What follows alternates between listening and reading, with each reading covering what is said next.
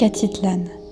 Il est né il y a environ 84 000 ans, après l'une des plus grandes éruptions volcaniques qu'ait connue la région.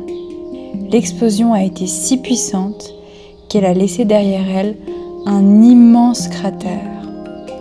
Peu à peu, la pluie, les cours d'eau et le temps ont rempli ce cratère, donnant naissance à l'un des joyaux naturels les plus spectaculaires du Guatemala, le lac Atitlan.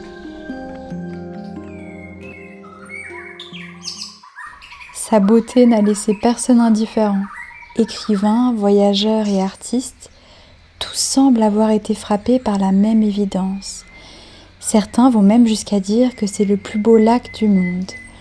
Huxley lui-même écrivait « Pour moi, le lac de Côme touche aux confins du pittoresque, mais le lac Atitlan est le lac de Côme embelli de plusieurs volcans immenses. »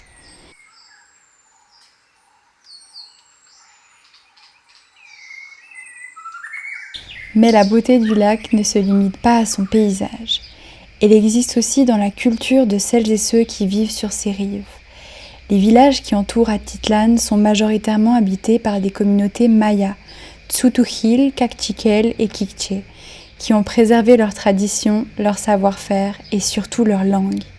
Ici, l'espagnol reste souvent secondaire. On se parle d'abord en Tz'utujil, en Kaqchikel ou en K'iche', des langues anciennes qui résonnent encore dans les marchés, sur les chemins et dans les foyers. Ce maintien linguistique profondément vivant donne au lac une identité unique, comme si chaque village racontait sa propre histoire à travers ses mots.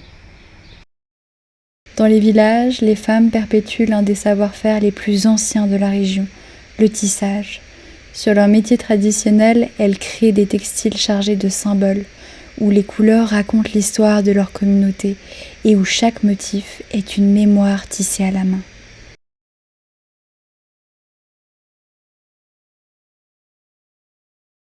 Pour beaucoup de ses habitants, le lac n'est pas un simple plan d'eau. On le considère comme l'un des nombrils de l'univers, un centre vital où se croisent les forces du monde. Beaucoup l'appellent la grand-mère Atitlan. Une présence protectrice, elle donne, elle nourrit, elle apaise, mais elle peut aussi rappeler sa puissance quand on lui manque de respect. Et puis, chaque après-midi, quelque chose de magique se produit.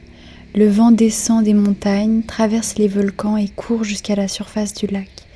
C'est le Jocomil, le vent qui emporte les péchés.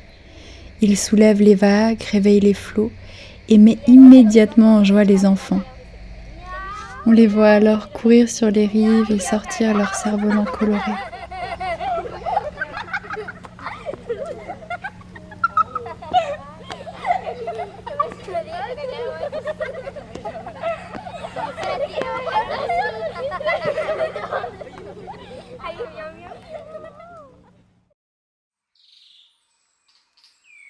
Imaginez-vous vous baigner dans ces eaux claires, dans cet écrin de verdure entouré de volcans, de papillons et de colibris.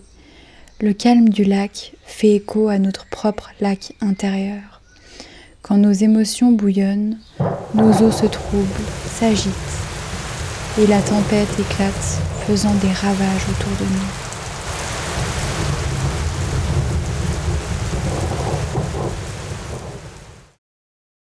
Le lac Atitlan nous enseigne quelque chose de précieux. C'est en apaisant nos eaux intérieures que nous pouvons percevoir la paix autour de nous.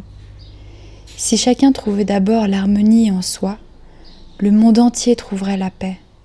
Commençons donc d'abord par installer le calme dans notre cœur, puis dans nos relations, à notre petite échelle. Rumi disait « Hier, j'étais intelligent, alors j'ai voulu changer le monde. Aujourd'hui, je suis sage, alors je change moi-même. » Et lorsque chacun prendra soin de se transformer de l'intérieur, alors le monde, lui aussi, changera.